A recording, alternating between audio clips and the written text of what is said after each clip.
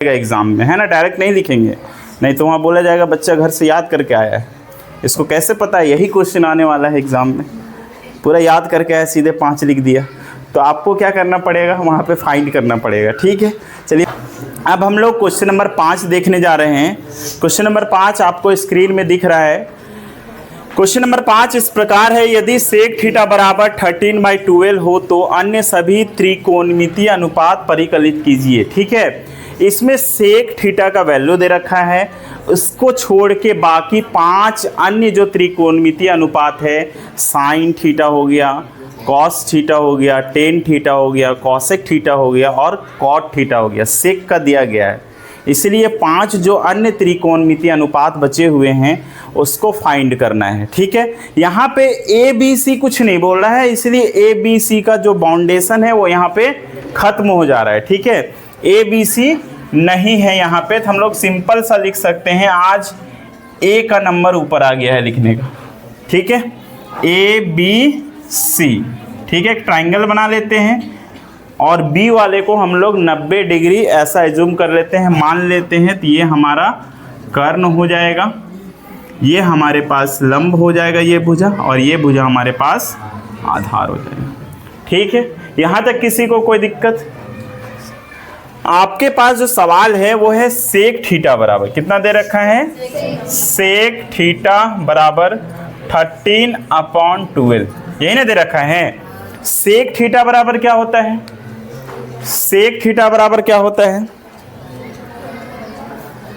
क्या होता है सेक थीटा बराबर क्या होता है? अभी इससे पहले हम लिखे हुए थे ना, आप लोग बताइए क्या होता है सेक थीटा बराबर। बच्चों बताओ, सेक थीटा बराबर कर्ण बटा आधार होता है क्या?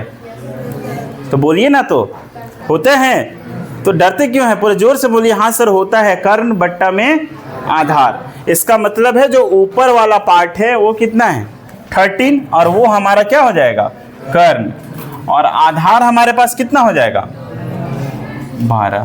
ठीक है, आपको ए बी निकालना है। एक ट्रिपलेट आपको कल बताए थे कि 12, 13 और 5, यानी 5, 12, 13 ये ट्रिपलेट बनता है। इसमें सबसे बड़ी भुजा कर्ण कहलाती है। ठीक है, तो 5 यहाँ पे मिसिंग है, ए बी के जगह में 5 आएगा। आप बिना सॉल्व किए भी लिख सकते हैं, लेकिन आपको सॉल्व करना पड़ेगा एग्जाम में, है ना, डायरेक्ट नहीं लिखेंगे, नहीं तो वहाँ बोला जाएगा बच्चा घर से याद करके आया है।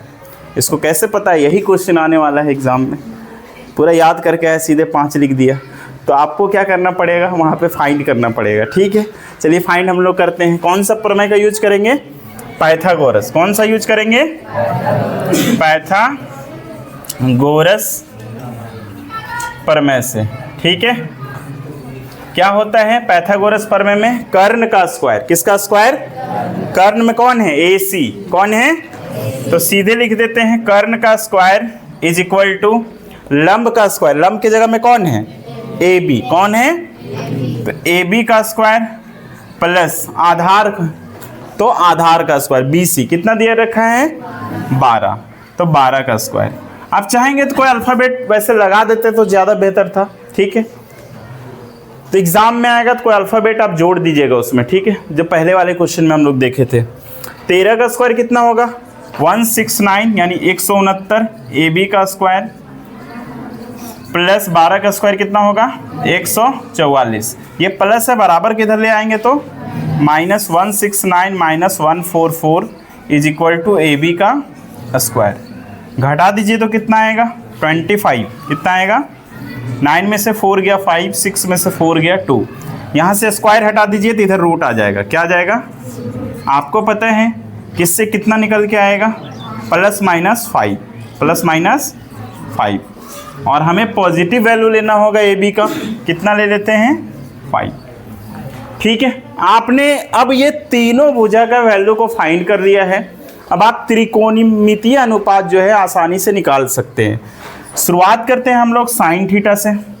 साइन थीटा बराबर क्या होता है, लंब बट्टा में कर्ण, लंब कौन है 5 और कर्ण है 13, यानी 5 बट्टा में 13।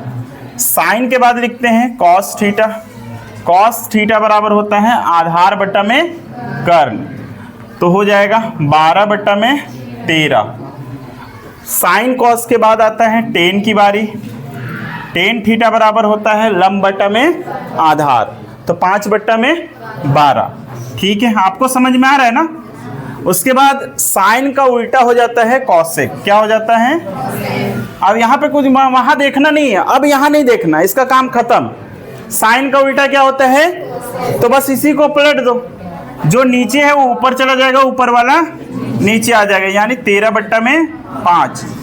कॉस का उल्टा होता है सेक, जो कि इसका वैल्यू दे रखा है, देखो पलट के दिया हुआ है ना, हम 12 बट्टा 13 फाइंड किए थे। सेक का उल्टा करेंगे, 13 ऊपर 12 नीचे, 13 ऊपर है 12 नीचे है। उसी तरह से बात आ जाती है टेन का। टेन का उल्टा क्या होता है? कॉट। क्या होता है? कॉट। वहां देखना नहीं है, अब इसका काम खत्म। अब इसका काम यहाँ देखिए, टेन थीटा, इसको पलट दीजिए, 12 बट्टा में 5। आसानी से आप सभी त्रिकोणमितीय अनुपात को ज्ञात कर लिए। कोई दिक्कत हुआ यहाँ तक समझने में? कोई भी बच्चे को? अब बिल्कुल आसानी से समझ रहे हैं। अब हम लोग क्वेश्चन नंबर 6 कल देखेंगे, आज का टाइम ऑफ हो चुका है। ठीक है, तो हम लोग मिलते हैं कल के क्लास में। आप लोग एक बार देख लीजिए इसको। कोई दिक्कत? चलिए ठीक है।